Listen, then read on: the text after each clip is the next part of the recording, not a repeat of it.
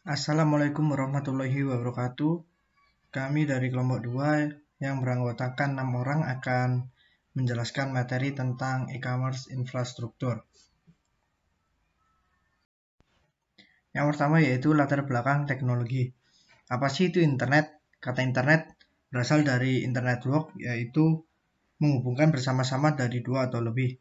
Internet merupakan jaringan yang saling terhubung dari ribuan jaringan dan jutaan komputer yang menghubungkan bisnis, lembaga pendidikan, lembaga pemerintah, dan individu.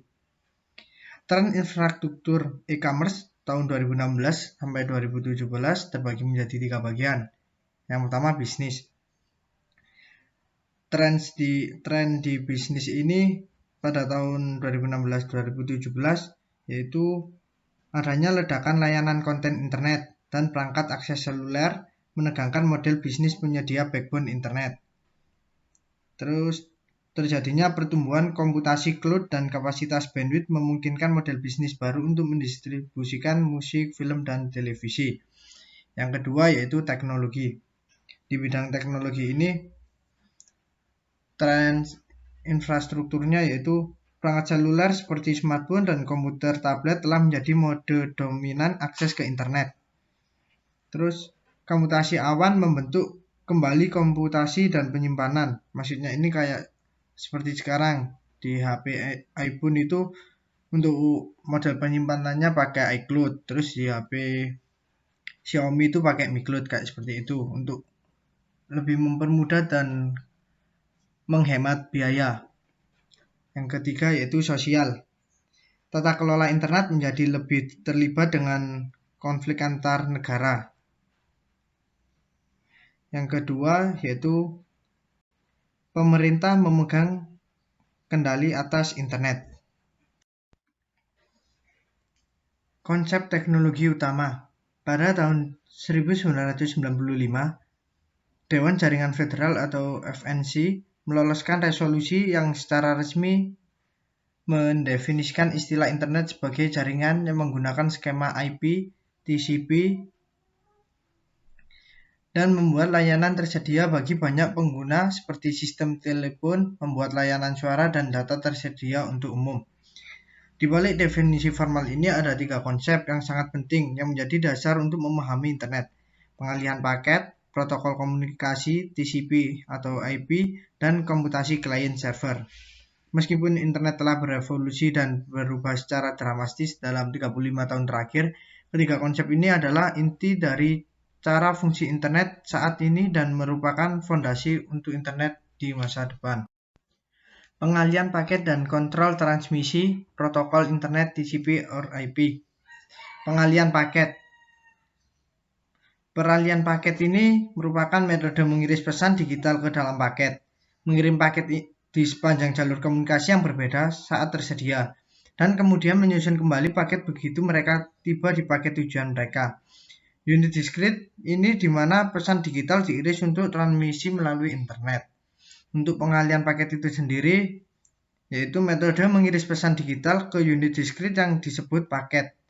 Mengirim paket di sepanjang jalur komunikasi yang berbeda saat tersedia, dan kemudian menyusun kembali paket begitu mereka tiba di tujuan mereka. Sebelum pengembangan pengalian paket, jaringan komputer awal menggunakan sirkuit telepon khusus yang disewa untuk berkomunikasi dengan terminal dan komputer lainnya. Dalam jaringan yang dialihkan, sirkuit seperti sistem telepon, sirkuit point-to-point lengkap disatukan, dan kemudian komunikasi dapat dilanjutkan. Namun, teknik peralihan sirkuit khusus ini mahal dan menyia-nyiakan kapasitas komunikasi yang tersedia.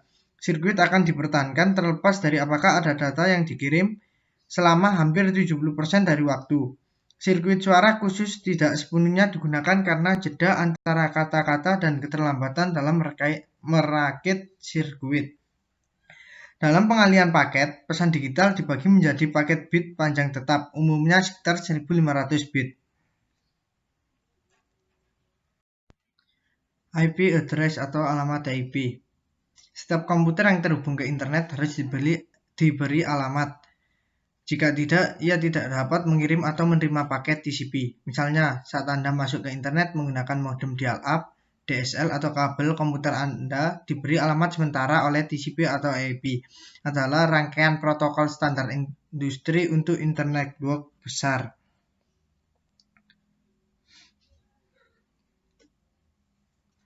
Tujuan TCP atau IP ini adalah untuk menyediakan tautan jaringan komunikasi berkecepatan tinggi, penyedia layanan internet. Ada dua versi IP yang tersedia saat digunakan. Yang pertama yaitu IPv4 dan IPv6. Alamat internet IPv4 adalah 32 bit yang muncul sebagai serangkaian 4 angka terpisah yang ditandai dengan periode. Karena banyak domain perusahaan dan pemerintah yang besar, maka semua unit masing-masing diberikan alamat IP untuk mengakomodasi angkatan kerja mereka saat ini dan di masa depan.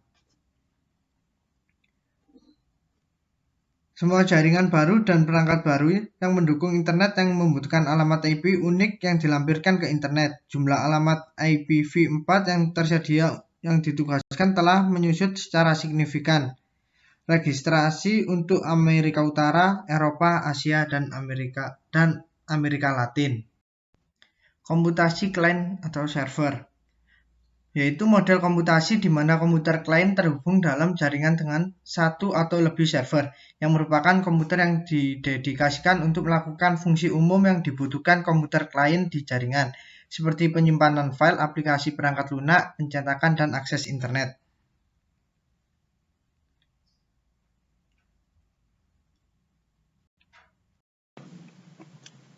Selanjutnya, pembahasan kedua yaitu internet hari ini. Pada tahun 2020, diperkirakan akan ada lebih dari 3,9 miliar pengguna internet di seluruh dunia. Orang akan mengira internet akan kelebihan beban dengan pertumbuhan yang luar biasa. Namun ini belum benar karena beberapa alasan. Alasan yang pertama yaitu komputasi klien atau server sangat bisa dikembangkan. Dengan hanya menambahkan server dan klien, populasi pengguna internet dapat tumbuh tanpa batas. Dan yang kedua, arsitektur internet dibangun secara berlapis-lapis, sehingga setiap lapisan dapat berubah tanpa mengganggu perkembangan di lapisan lainnya. Misalnya, teknologi yang digunakan untuk memindahkan pesan melalui internet dapat mengalami perubahan radikal untuk membuat layanan lebih cepat tanpa mengganggu aplikasi desktop Anda yang berjalan di internet. Selanjutnya, tulang punggung internet. Kenapa disebut tulang punggung? Karena sama dengan pipa raksasa yang dapat menyangkut data ke seluruh dunia dalam milidetik. Tulang belakang internet merupakan saluran atau koneksi berkecepatan tinggi yang menjadi lintasan utama dalam sebuah jaringan.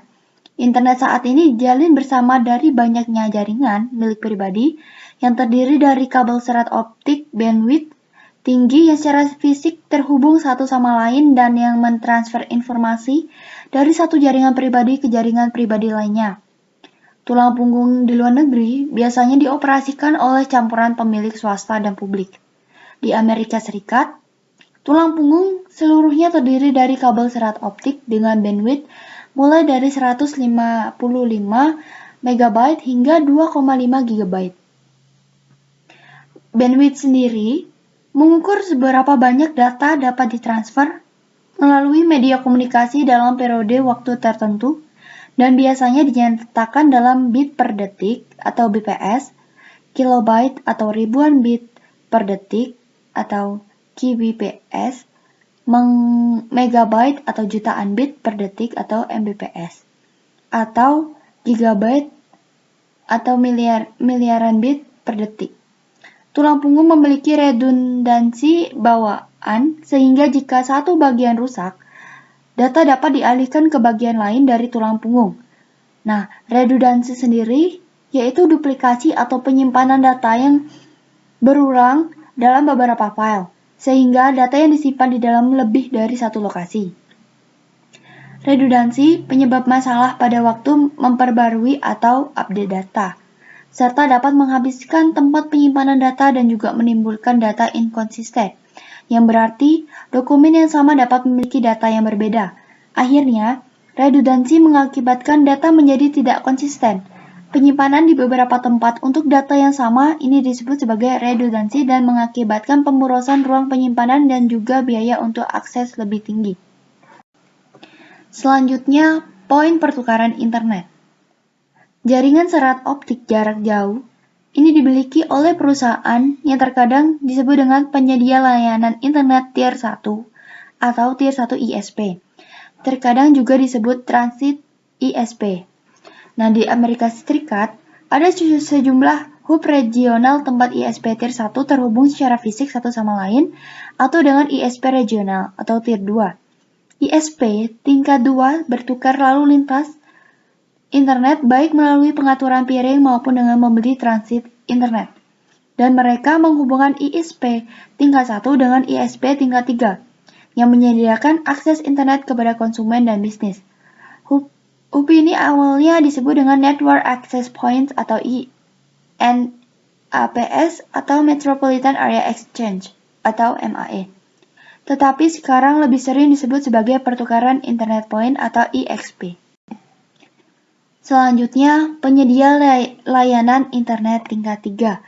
Perusahaan yang menyediakan tingkat layanan terendah dalam arsitektur internet multi-tier dengan menyewakan akses internet kepada pemilik rumah, usaha kecil, dan beberapa institusi besar yang terkadang disebut dengan penyedia layanan internet atau ISP tier 3.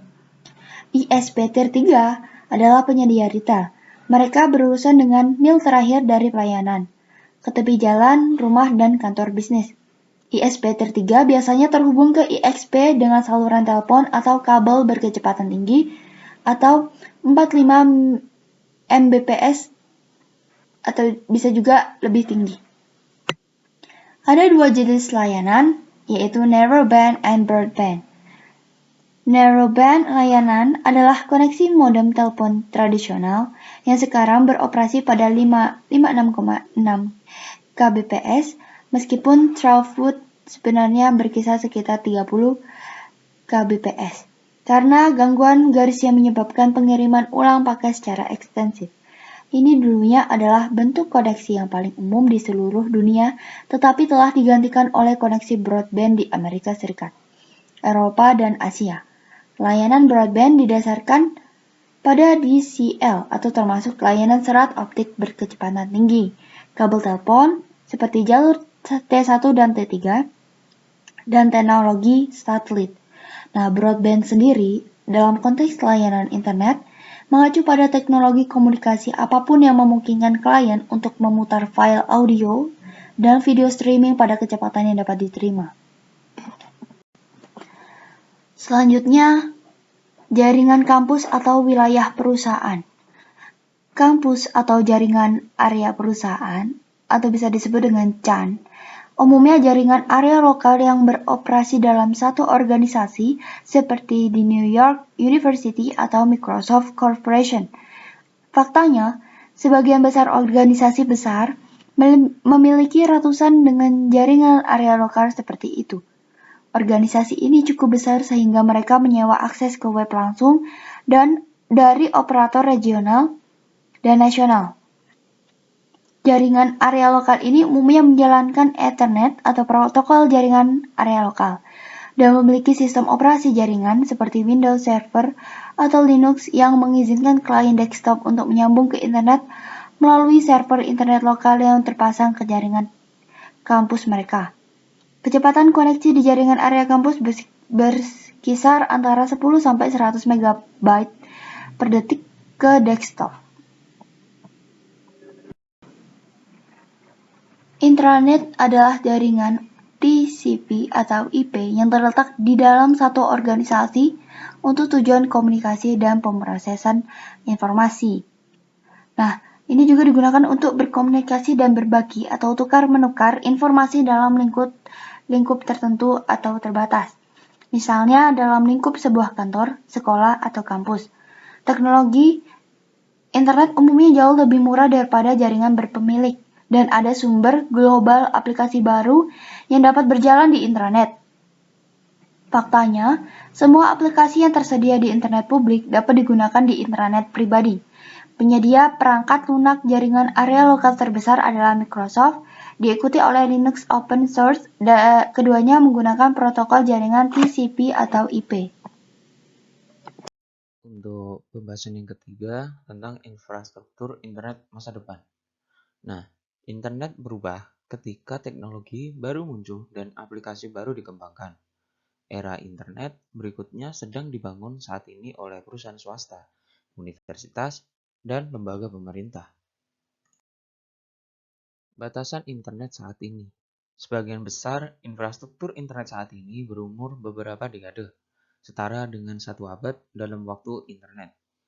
Itu menderita sejumlah keterbatasan seperti batasan bandwidth, batasan kualitas layanan, batasan arsitektur jaringan, dan internet berkabel. Nah, untuk batasan bandwidth ini, itu ada kapasitas yang tidak mencukupi di seluruh tulang punggung, pusat perpindahan metropolitan, dan yang paling penting, mil terakhir ke rumah dan bisnis kecil. Nah, hasilnya adalah layanan, jam sibuk atau kemacetan yang lambat, dan kemampuan yang terbatas untuk menangani volume tinggi lalu lintas video dan suara. Lalu yang kedua, ada batasan kualitas layanan. Nah, paket informasi hari ini mengambil rute memutar untuk sampai ke tujuan akhir mereka. Ini menciptakan fenomena latensi atau penundaan dalam pesan yang disebabkan oleh aliran paket informasi yang tidak merata melalui jaringan. Dalam kasus email, latensi tidak terlihat.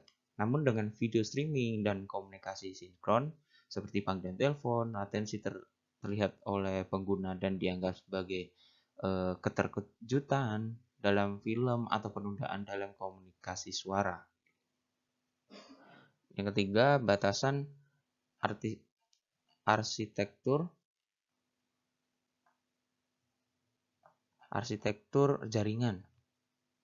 Saat ini beribu pemerintah untuk satu track musik dari server pusat akan menghasilkan 1000 upaya oleh server untuk mengunduh musik ke setiap klien untuk meminta. Ini memperlambat kinerja jaringan karena track musik yang sama dikirim ribuan kali ke klien yang mungkin berlokasi di area metropolitan yang sama. Ini sangat berbeda dengan televisi yang programnya disiarkan 1 kali ke juta rumah. Dan yang terakhir itu ada internet berkabel. Nah, internet sebagian besar masih didasarkan pada kabel-kabel, seperti kabel-kabel serat optik dan kabel tembaga koaksial seperti itu. Nah, kabel tembaga ini menggunakan teknologi berusia berabad-abad dan kabel serat optik ini mahal untuk ditempatkan di bawah tanah. Sifat berkabel internet ini membatasi mobilitas pengguna meskipun itu berubah dengan cepat karena hotspot Wi-Fi berkembang biak dan kemajuan teknologi telepon seluler.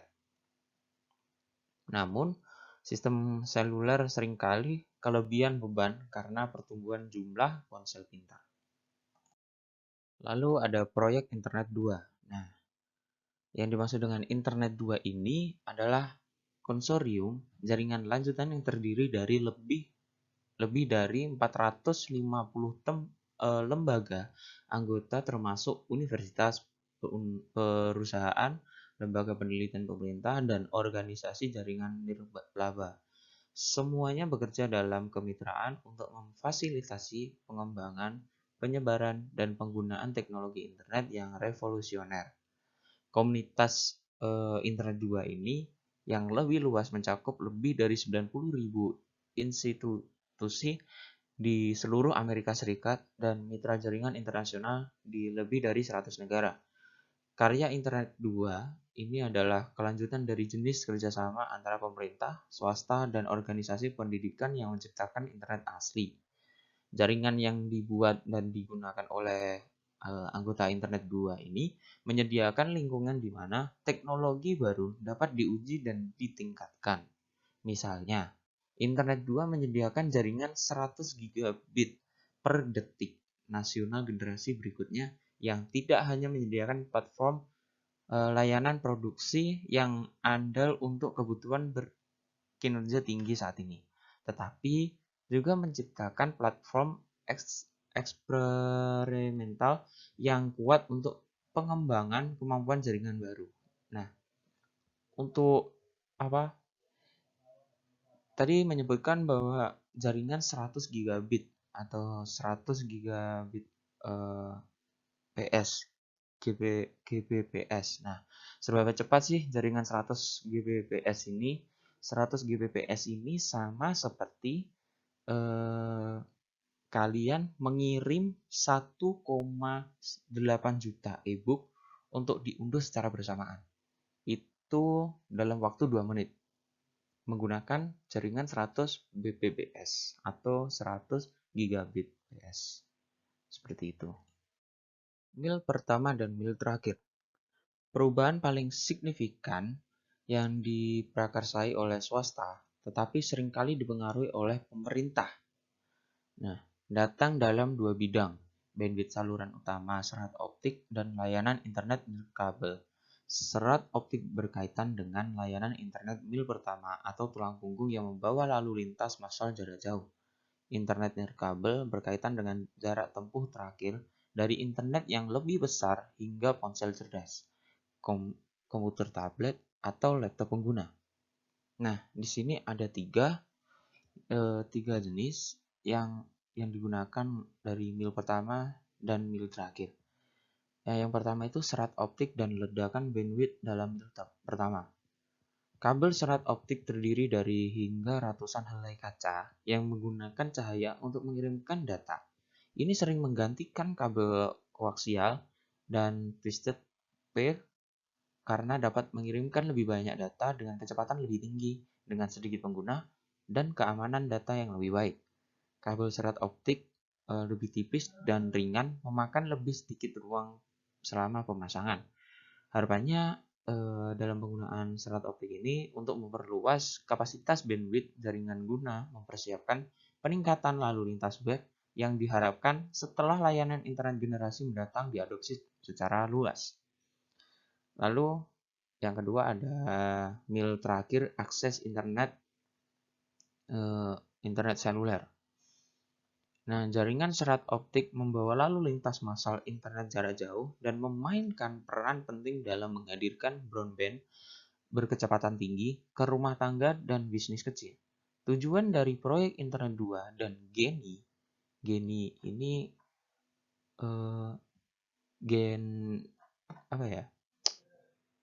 Geni ini adalah kayak laboratorium virtual unik untuk menjelajahi internet masa depan dalam skala besar.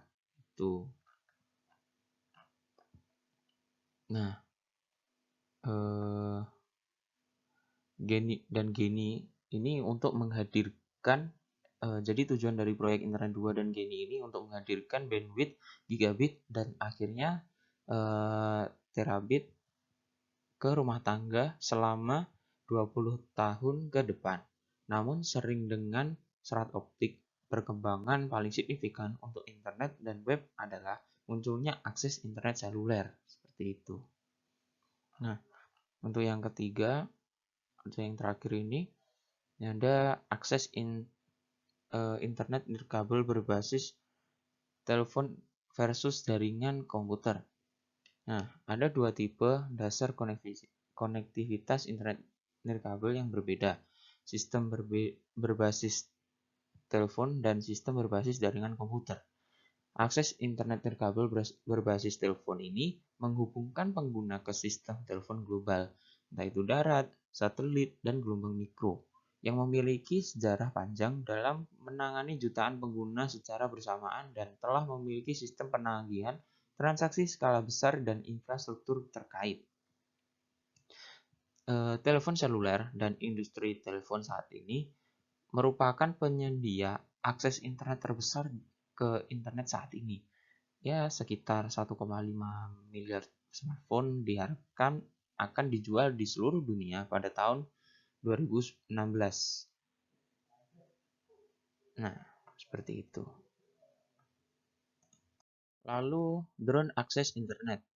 Metode baru untuk menyediakan akses internet ke area yang tidak terlayani dengan baik oleh jaringan nirkabel atau seluler sedang dieksplorasi oleh perusahaan seperti Google dan Facebook. Kedua perusahaan baru-baru ini membeli perusahaan yang membuat drone, pesawat atau satelit tak berawak yang dapat digunakan untuk menyediakan akses internet ke belahan dunia yang jauh. Pada tahun 2014, Google membeli Titan Aerospace yang membuat drone bertenaga surya yang dapat terbang selama beberapa tahun pada ketinggian 65.000 kaki. Google dilaporkan sedang bereksperimen dengan menggunakan drone untuk memberikan layanan internet nirkabel 5G. Google juga bereksperimen dengan balon ketinggian dengan proyek Loon-nya. Google membayangkan jaringan balon yang berputar tinggi di atas bumi di stratosfer membentuk cincin konektivitas tanpa gangguan. Pada tahun 2014, Google mengirimkan prototipe balon udara panas berjaringan ke seluruh dunia dalam 22 hari. Bahkan, mengambil foto untuk program Street View, dan pada tahun 2015, pemerintah Sri Lanka mengumumkan bahwa Sri Lanka akan menjadi negara pertama yang menggunakan Project Loon untuk menyediakan akses internet universal di seluruh Sri Lanka. Internet masa depan. Peningkatan bandwidth dan perluasan konektivitas jaringan nirkabel internet di masa depan akan menghasilkan manfaat di luar akses yang lebih cepat dan komunikasi yang lebih kaya. Beberapa manfaat utama dari kemajuan teknologi ini mencakup solusi latensi, tingkat layanan terjamin, tingkat kesalahan yang lebih rendah, dan penurunan biaya. Nah, di sini itu ada 4. Yang pertama itu solusi latensi.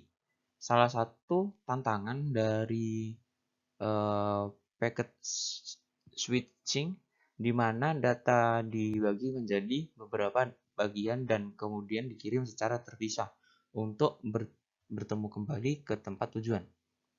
Nah, bahwa ini solusi latensi ini bahwa internet tidak membedakan antara paket prioritas tinggi seperti klip video dan paket dengan prioritas lebih rendah seperti pesan email mandiri, karena paket-paket tersebut belum dapat dirakit kembali secara bersamaan.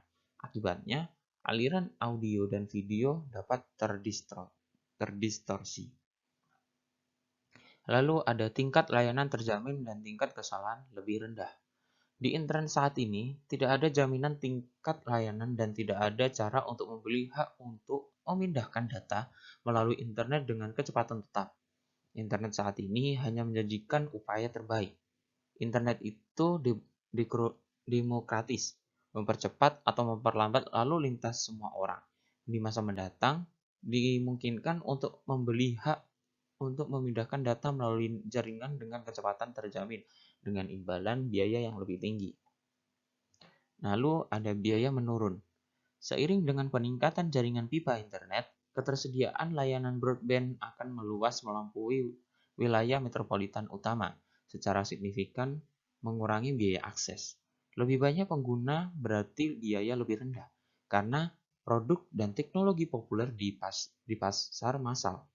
Penggunaan volume yang lebih tinggi memungkinkan penyedia menurunkan biaya perangkat akses atau klien, dan layanan diperlukan untuk menggunakan produk tersebut. Baik biaya layanan broadband dan nirkabel diperkirakan akan menurun seiring dengan meningkatnya wilayah layanan geografis sebagian karena persaingan untuk bisnis tersebut. Lalu yang terakhir ini ada Internet of Things atau IoT. Nah, tidak ada diskusi tentang internet di masa depan yang akan lengkap tanpa menyebutkan Internet of Things atau IoT. IoT ini juga terkadang disebut sebagai internet industri. Nah, teknologi internet menyebar di luar desktop, laptop, dan komputer tablet, dan di luar ponsel cerdas, ke elektronik konsumen, peralatan listrik, mobil, perangkat medis, sistem utilitas semua jenis mesin, bahkan pakaian. Hampir semua hal yang dapat melengkapi sensor yang dapat mengumpulkan data dan terhubung ke internet, memungkinkan data dianalisis dengan perangkat lunak analitik data. IoT dibangun di atas fondasi teknologi yang ada, seperti tag identifikasi frekuensi radio atau RFID dan diaktifkan oleh ketersediaan sensor berbiaya rendah, penurunan harga penyimpanan data, pengembangan perangkat lunak analitik atau data besar yang dapat bekerja dengan triliunan potongan data, serta implementasi IPv6 atau IPv6 yang memungkinkan alamat internet ditetapkan ke semua perangkat baru ini. Meskipun perangkat IoT tidak harus nirkabel, sebagian besar menggunakan teknologi komunitas nirkabel yang telah dibahas sebelumnya, seperti jaringan seluler, Wi-Fi, Bluetooth, atau protokol nirkabel lainnya seperti Zigbee atau Z-Wave untuk terhubung baik secara langsung atau melalui aplikasi seluler ke internet, seringkali merupakan layanan cold. Selanjutnya, saya Afifah Husnul Khotimah, NIM 251, akan membahas tentang web. Web ini membuat hampir semua elemen kaya akan ekspresi manusia yang dibutuhkan untuk membangun pasar komersial yang tersedia bagi pengguna komputer yang amatir, termasuk teks dan halaman berwarna, teks berformat, gambar, animasi, video, dan suara non-teknis di seluruh dunia. Berners-Lee dan rekan-rekannya di CERN terus mengembangkan ide dan mengembangkan web versi awal mereka seperti HTML, HTTP, server web, dan browser yang termasuk 4 komponen penting dari web. Browser dapat dibuat untuk setiap sistem operasi utama, dan halaman web yang dibuat untuk sistem, katakanlah seperti di Windows, juga akan ditampilkan persis sama atau hampir sama pada komputer yang menjalankan sistem operasi Macintosh atau Unix. Selama setiap sistem operasi memiliki browser mozaik, halaman web yang sama dapat digunakan pada semua jenis komputer dan sistem operasi yang berbeda. Hal ini mengungkapkan apapun jenis komputer yang Anda gunakan, dimanapun di dunia, Anda akan melihat halaman web yang sama.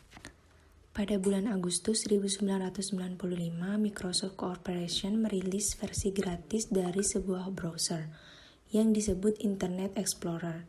Pada tahun-tahun berikutnya, sebagian besar kode browser Netscape bertahan hingga hari ini di browser, yaitu seperti Firefox yang diproduksi oleh Mozilla, sebuah organisasi nirlaba yang didanai besar-besaran oleh Google. Hypertext. Hypertext adalah cara memformat halaman dengan tautan yang disematkan yang menghubungkan dokumen satu dengan dokumen yang lain. Selain itu juga menautkan halaman ke objek lain seperti file suara, video, atau animasi. Hypertext ini menggunakan protokol HTTP. HTTP sendiri adalah kumpulan huruf pertama di awal setiap alamat web diikuti dengan nama domain. Nama domain ini menentukan komputer server organisasi yang menampung dokumen. Selanjutnya, pada Agustus 2016, lebih dari 1150 GTLD telah diterapkan, diperoleh, dan diluncurkan. GTLD sendiri baru tersedia dalam berbagai bahasa atau skrip atau karakter yang termasuk pada bahasa Arab, Cina, Jepang, dan Rusia, dan menyertakan nama tempat geografis seperti .yc untuk London dan Paris, sebagai pengenal bisnis seperti restoran, realtor, teknologi, dan lawyer. Nama merek seperti BMW dan Suzuki, dan sejumlah nama deskriptif lainnya. Selanjutnya ada bahasa markup. Meskipun bahasa pemformatan halaman web yang paling umum adalah HTML, konsep dibalik pemformatan dokumen sebenarnya berakar pada tahun 1960-an dengan pengembangan GML, yaitu Generalized Markup Language. Selanjutnya ada Hypertext Markup Language atau HTML. HTML ini terbagi menjadi 3, yaitu yang pertama dari Hypertext Markup Language sendiri adalah bahasa markup teks yang digunakan untuk membuat halaman web. Hal ini memiliki satu set tetap atau tag yang digunakan untuk memberitahu perangkat lunak browser bagaimana menampilkan konten di layar. Kode untuk halaman web manapun hanya dengan mengeklik perintah sumber halaman yang ditemukan di semua browser. Selanjutnya ada definisi HTML. HTML ini mendefinisikan struktur dan gaya dokumen, termasuk judul, pemposisian grafis, tabel, dan pemformatan teks. Sejak diperkenalkan browser, terus menambahkan fitur ke HTML untuk memungkinkan pemrograman lebih menyempurnakan tata letak halaman yang mereka gunakan. Sayangnya, beberapa peningkatan browser mungkin hanya berfungsi di browser satu perusahaan saja. Halaman web HTML dapat dibuat dengan editor teks apapun, seperti Notepad atau WordPad. Menggunakan Microsoft Word, cukup simpan dokumen Word sebagai halaman web, atau salah satu dari beberapa alat pengembangan halaman web seperti Microsoft Expression atau Adobe Dreamweaver CC. Dan yang ketiga ada versi HTML. Versi HTML terbaru adalah HTML5. HTML5 ini memperkenalkan fitur seperti pemutaran video atau seret dan lepas yang sebelumnya disediakan oleh pengaya seperti Adobe Flash. HTML5 ini juga digunakan dalam pengembangan situs web seluler dan aplikasi seluler, yang merupakan alat penting dalam desain web, responsif, dan pengiriman web secara adaptif. Selanjutnya ada bahasa Markup Extensible atau XML. Extensible Markup Language mengambil pemformatan dokumen web lompatan raksasa ke depan. XML adalah spesifikasi bahasa markup yang dikembangkan oleh W3C yang mirip dengan HTML, tetapi memiliki tujuan yang sangat berbeda. Tujuan dari HTML sendiri adalah untuk mengontrol tampilan dan nuansa dan tampilan data di halaman web, sedangkan untuk ZML dirancang untuk menjelaskan data dan informasi. Perbedaan antara ZML dengan HTTP. ZML adalah extendable, yang berarti tag yang digunakan untuk menjelaskan dan menampilkan data yang ditentukan oleh pengguna. Sedangkan dalam tag HTML terbatas dan telah ditentukan sebelumnya. ZML juga bisa mengubah informasi menjadi format baru seperti dengan informasi dari database yang menampilkan sebagai tabel. Dengan ZML, informasi dapat diakses dan dibaca secara selektif alternatif yang lebih kuat untuk HTML. Selanjutnya ada server web dan klien. Perangkat lunak server web mengacu pada perangkat lunak yang mendukung komputer untuk mengirimkan halaman web yang ditulis dalam HTML ke komputer klien pada jaringan yang meminta layanan dengan permintaan-permintaan di HTTP. Selain permintaan-permintaan untuk halaman web, semua server web menyediakan beberapa kemampuan dasar tambahan. Yang pertama ada layanan keamanan. Ketika informasi pribadi seperti nama, nomor telepon, alamat, dan kartu kredit perlu diberikan ke situs web, server web akan menggunakan SSL untuk memastikan bahwa data yang lewat bolak-balik dari web ke server tidak terganggu. Yang kedua ada FTP, yang dimana protokol ini memungkinkan pengguna untuk mentransfer file ke dan dari data server. Beberapa situs membatasi unggahan file ke web server, sementara yang lain membatasi unduhan dan juga tergantung pada identitas pengguna. Selanjutnya ada mesin pencari. Sama seperti situs mesin pencari lainnya yang memungkinkan pengguna untuk mencari seluruh web untuk dokumen tertentu. Modul mesin pencari dalam paket perangkat lunak, server web, yang menjadi dasar memungkinkan pengindekan halaman web dan konten situs yang mendukung pencarian kata kunci yang mudah dari konten situs. Terus selanjutnya ada penangkapan data. Penangkapan data ini adalah server web juga membantu dalam lalu lintas situs. Penangkapan informasi tentang siapa yang telah mengunjungi situs, berapa lama pengguna tinggal di sana, tanggal dan waktu kunjungan, dan halaman tertentu di mana server diakses. Informasi ini dikomplikasi dan disimpan dalam file log, dan kemudian dapat dianalisis. Selanjutnya ada web browser. Web browser adalah program perangkat lunak yang tujuan utamanya adalah menampilkan halaman web. Browser juga memiliki fitur tambahan seperti ponsel dan grup berita, grup diskusi atau forum online. Pada Juli 2016, web browser desktop terkemuka adalah Google Chrome. Desktop browser kedua yang paling populer adalah Internet Explorer Microsoft. Mozilla Firefox berada di urutan ketiga di pasar browser desktop. Selanjutnya, pada tahun 2004, Firefox adalah browser web open source gratis untuk sistem operasi Windows, Linux, dan Macintosh. Berdasarkan kode open source Mozilla yang awalnya menyediakan kode untuk Netscape, pada tahun 2015, Microsoft memperkenalkan Edge, sebuah browser yang sama sekali baru yang dibundel dengan sistem operasi barunya, Windows 10.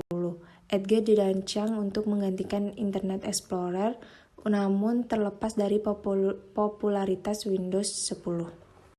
Selanjutnya, poin 3.5, Internet dan website, fitur, dan layanan. Internet dan web menyediakan sejumlah alat komunikasi yang memungkinkan orang-orang di seluruh dunia untuk berkomunikasi satu sama lain.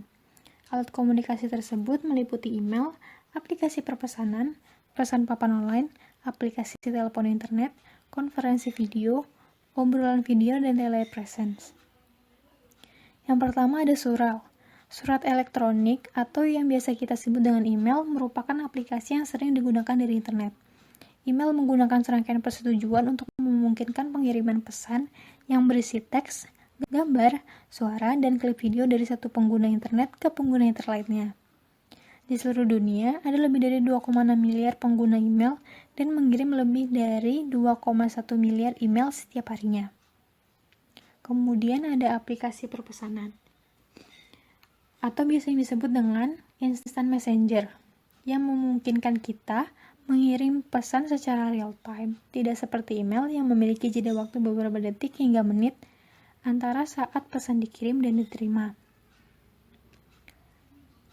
Untuk menggunakan instant messenger ini, pengguna membuat daftar teman yang ingin mereka ajak berkomunikasi, lalu memasukkan pesan teks singkat yang akan langsung diterima oleh teman mereka jika mereka sedang online pada saat itu.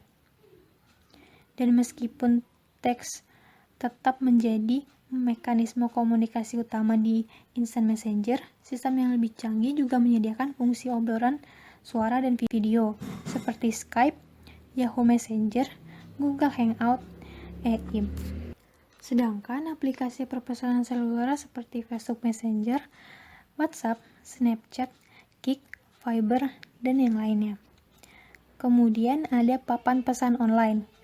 Papan pesan online berbentuk seperti forum, papan buletin, papan diskusi, dan grup diskusi, yaitu merupakan aplikasi web yang memungkinkan pengguna internet untuk berkomunikasi satu sama lain.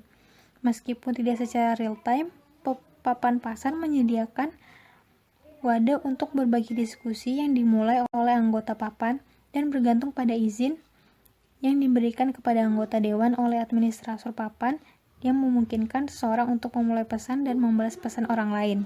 Kemudian ada telepon internet. Telepon internet adalah istilah umum untuk teknologi yang digunakan Voice over Internet Protocol atau VoIP dan jaringan paket switch internet untuk mengirimkan suara, fax, dan bentuk komunikasi audio lainnya melalui internet. VoIP dapat digunakan melalui headset tradisional maupun melalui perangkat seluler. VoIP menghindari biaya jarak jauh yang dikenakan oleh perusahaan telepon tradisional. Contoh layanan VoIP gratis seperti Facebook Messenger, WhatsApp, Viber, WeChat, Line, Kakao, dan lainnya. Kemudian ada konferensi video, obrolan video, dan telepresence. Konferensi video internet dapat diakses oleh siapa saja yang memiliki koneksi internet dan kamera web. Contohnya FaceTime, yaitu teknologi obrolan video layar yang tersedia untuk perangkat seluler iOS dengan kamera menghadap ke depan dan komputer Macintosh yang dilengkapi dengan webcam versi Apple. Selanjutnya yaitu mesin pencari atau biasa yang disebut dengan search engine. Mesin pencari web ini dimulai pada awal tahun 1990-an. Mesin pencari pada awalnya adalah program perangkat lunak yang relatif sederhana yang menjelajahi web yang baru lahir, mengunjungi halaman, dan mengumpulkan informasi tentang konten di setiap halaman web. Mereka akan menghitung berapa kali sebuah kata muncul di halaman web dan menyimpan informasi ini dalam sebuah indeks. Hampir 85% pengguna internet di Amerika Serikat secara rutin menggunakan mesin telusur ini baik dari desktop maupun perangkat seluler dan menghasilkan sekitar 16 miliar query setiap bulan di komputer desktop. Dan sekitar 10,2 miliar diantaranya dilakukan menggunakan Google. Ketika pengguna memasukkan istilah pencarian di Google, Bing, Yahoo, atau salah satu situs web lain yang dilayani oleh mesin pencari ini, mereka akan menerima dua jenis daftar, yaitu tautan bersponsor, di mana pengiklan telah membayar untuk dicantumkan, dan hasil pencarian asli yaitu tanpa sponsor. Selain itu, mesin pencari telah memperluas layanan mereka untuk memasukkan berita, peta, email, kalender grup, dan indeks makalah ilmiah. Dengan mesin pencari juga menjadi alat penting dalam situs e-commerce. Pelanggan dapat lebih mudah mencari informasi produk yang mereka inginkan dengan bantuan program pencarian internal. Selanjutnya yaitu media yang dapat diunduh dan streaming. Saat kita mengunduh file dari web, file tersebut akan ditransfer dari server web dan disimpan di komputer kita untuk digunakan nanti. Sedangkan media streaming yaitu alternatif untuk media yang diunduh dan memungkinkan video, musik, dan file bandwidth besar lainnya untuk dikirim ke pengguna dengan berbagai cara yang memungkinkan pengguna untuk memutar file yang sedang dikirimkan. File yang di streaming atau diputar oleh program perangkat lunak contohnya seperti Windows Media Player, Apple QuickTime, Adobe Flash, dan Real Player. Seiring dengan pertumbuhan kapasitas internet, media streaming akan memainkan peran yang lebih besar dalam e-commerce. Kemudian dengan didorongnya oleh penjualan lebih dari 2, miliar iOS dan perangkat Android di seluruh dunia, internet telah menjadi sungai digital virtual untuk file musik, audio, dan video. Apple iTunes Store mungkin adalah tempat penyimpanan musik digital online yang paling terkenal dengan katalog lebih dari 43 juta lagu di seluruh dunia dalam katalognya per September 2016. Dan Google Play menawarkan lebih dari 35 juta.